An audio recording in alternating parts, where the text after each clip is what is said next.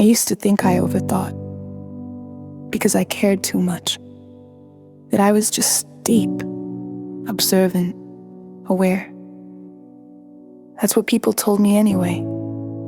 But the truth is, I didn't start overthinking as an adult. I just finally noticed it. Because when you're a child and your mind is always running, no one calls it overthinking. They call it being mature.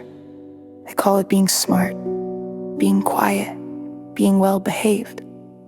They don't ask why a child is always thinking. They don't ask why a child is always watching. I started replaying conversations before I even knew what anxiety was. Not because I was nervous, but because I needed to know what version of myself was safest to bring back next time. See, overthinking isn't random, it's strategic. And once I realized that everything about my past started lining up in ways that made me uncomfortable. Overthinkers aren't confused people. We're pattern readers. We learned early that moods change before words do, that silence can mean danger, that tone matters more than promises. So the brain adapts. It starts scanning, predicting, simulating outcomes, not because it wants control, but because it wants relief. Psychology calls this hypervigilance. But growing up, it just felt like being careful. I wasn't trying to be perfect. I was trying to avoid consequences no one explained to me. And here's the part people don't like to talk about. Overthinking usually comes from emotionally unpredictable environments. Not always abusive, not always loud. Sometimes it's subtle. Affection that depended on performance, approval that shifted without explanation, rules that changed depending on someone else's mood. So you learn to adjust. You learn that being 2 steps ahead meant fewer surprises. You learn to read energy before you read books, and your brain remembered that. Fast forward to adulthood, and now you don't relax. You analyze. You don't feel emotions fully. You explain them. You don't trust good moments because you're waiting for the switch. So your mind stays busy because stillness feels irresponsible. Overthinking isn't fear of the future. It's familiarity with instability.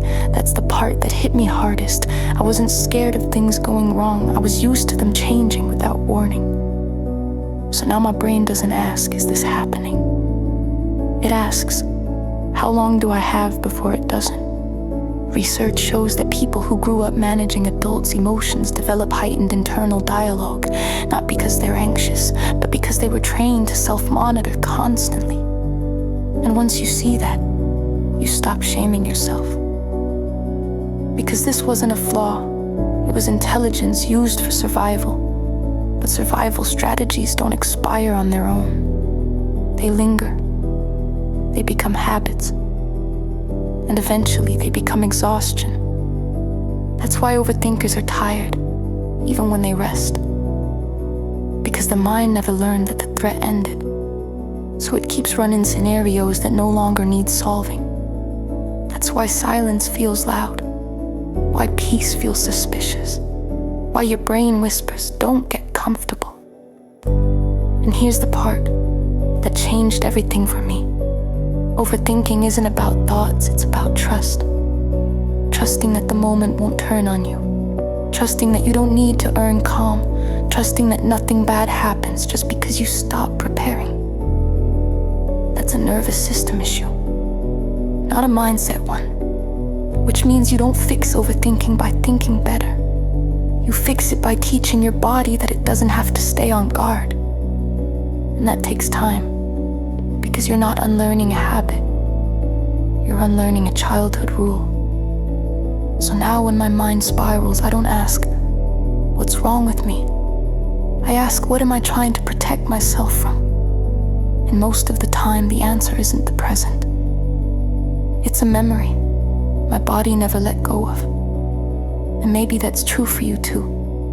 Maybe your mind isn't noisy because you're broken. Maybe it's loud because it learned early that quiet wasn't safe. And maybe healing isn't silencing your thoughts, Maybe it's finally letting yourself exist without scanning for danger. That's not weakness. That's recovery.